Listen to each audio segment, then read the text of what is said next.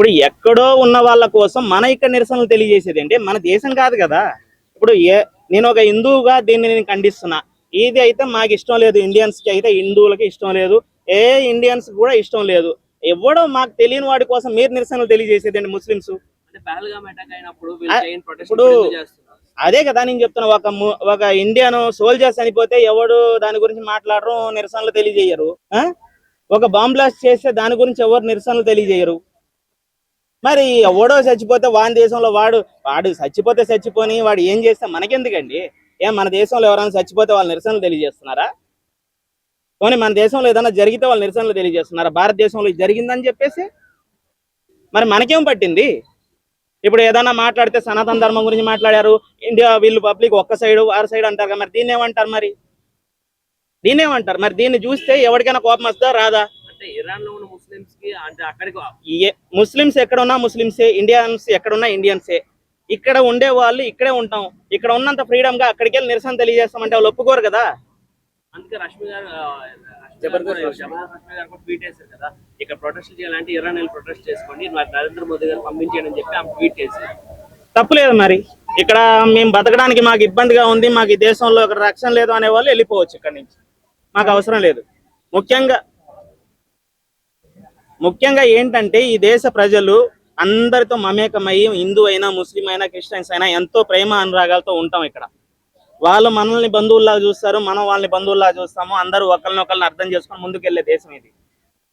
మన దేశంలో ఉన్నట్టు అక్కడికి వెళ్ళేసి మనం ఉంటామంటే 2 నిమిషాలు తట్టుకోలేరు కొడుకులు ఎవరు. 2 నిమిషాలు ఇండియాని చూస్తే తట్టుకోలేరు. మనది మాత్రం వాళ్ళు జెండాలు ఎగిరేసినా గమ్మున ఉండాలా? ఎలా అది?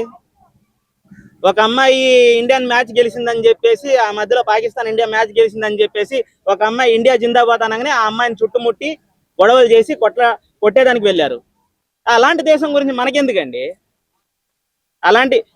ఇదిగో ఎన్ని దేశాలు ఇస్లాం కంట్రీస్ ఉన్నా కూడా ఎవ్వరు అబ్జెక్షన్ చెయ్యరు. ఏ దేశాన్ని తిట్టింది కాదు భారతదేశం. ఈ దేశం మీద వచ్చి తినేసి దోచుకుని వెళ్ళిన చెత్త నా కొడుకులు ఉన్నారు తప్ప, మన దేశం వెళ్ళి ఇతర దేశాల దగ్గర నుంచి దోచుకొచ్చిందని చెప్పి ఎక్కడ చరిత్రలో ఏ రాజు రాయాల. ఇది మన దేశం గొప్పతనం. ఇక్కడికి వచ్చి దోచుకు వెళ్ళారు తప్ప, అంటే మీరు అనొచ్చు మనం చేత కాదా అనేసి. చేత కాదు, వదిలేసాం. వాళ్ళు బిచ్చగాలన్నప్పుడు ఈ దేశానికే వచ్చి బిచ్చం ఎత్తుకుంటారు తప్ప మనం వెళ్ళి పక్క దేశంలో బిచ్చం ఎత్తుకుంటలేముగా. మన టాలెంట్ మీద ఆధారాలు పడి బతుకుతున్నాయి బయట దేశాల్లో. మన ఇండియన్ సైంటిస్టులు, మన ఇండియన్ యువత ఆలోచనని మేధస్సుగా చేసుకొని మా దేశం గొప్ప తోటకూర అని బతుకుతున్నాయి తప్ప, మేము ఆ దేశంలో ఉన్న సైంటిస్టులను తీసుకొచ్చి మా దేశానికి పనిచేయండి అని మేము అడగల. ఇజ్రాయెల్ కూడా ఇప్పుడు ఏమంటుంది, నెక్స్ట్ టార్గెట్ పాకిస్తాన్ అంటుంది. ఎందుకంటే అణుబాంబులు వాళ్ళ దగ్గర ఉన్నాయి. అణుబాంబులు మన దగ్గర కూడా, ఒకవేళ పాకిస్తాన్ కూడా ఇప్పుడు అలా కాదు, అణుబాంబులు మన దగ్గర కూడా ఉన్నాయి. ఏమైనా షోకేజీలో టపాస్కాయలు పెట్టినట్టు పెట్టడానికి పెట్టుకున్నారా? టైం వచ్చినప్పుడు మేము ఉపయోగిస్తాం. ఇది భారతదేశం. పాకిస్తాన్ కూడా అలాగే అంతం చేస్తే అంటే పాకిస్తాన్ కోసం కూడా ముస్లింస్ ప్రొటెస్ట్ చేస్తారు ఇక్కడ. మేము మా సాంప్రదాయాలు, మా పురాణాల్లో నుంచి తీసుకుని అణుబాంబులు కనిపెట్టినాడు కూడా మాకు అణుబాంబుల గురించి చెప్తున్నాడు. ఇండియన్ హిస్టరీలో నుంచి తీసుకొని అణుబాంబులు కనిపెట్టినాడు కూడా మళ్ళీ మాకు చెప్తున్నాడు ఇండియన్ హిస్టరీ గురించి. అవన్నీ మాకెందుకండి? మరి ఇక్కడ ఉన్న ముస్లిమ్స్ అందరికీ విన్నపం, అక్కైనా చెల్లైనా అన్నైనా తమ్ముడికైనా అందరికీ నా విన్నపం, దయచేసి అనదర్ కంట్రీ పర్సన్స్కి ఎవరు సపోర్ట్ చేయవద్దు.